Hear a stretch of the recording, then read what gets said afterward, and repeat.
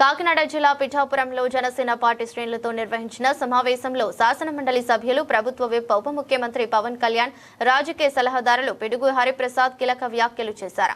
పిఠాపురం నియోజకవర్గ ఇన్ఛార్జ్ ను అధికారికంగా ప్రకటించే వరకు 5 మెన్ కమిటీ తీసుకునే నిర్ణయమే తుది నిర్ణయమని స్పష్టం చేశారు.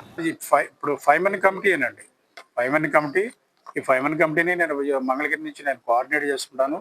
ఈ సెటప్పే ఉంటుంది. ఇప్పుడు ఇక్కడ ఉన్న వాళ్ళందరూ కాకలు తీరిన రాజకీయ నాయకులు, అటు పెన్నం దొరబాబు గారు కానీ, లేకపోతే మన డిసిసిబి అధ్యక్షుడు బాబు గారు కానీ, ఉదయ్ గారు కానీ, కొత్తగా ఉత్సాహవంతుడు యువకుడు కిషోరు ఈ కమిటీలో ఉన్నారు.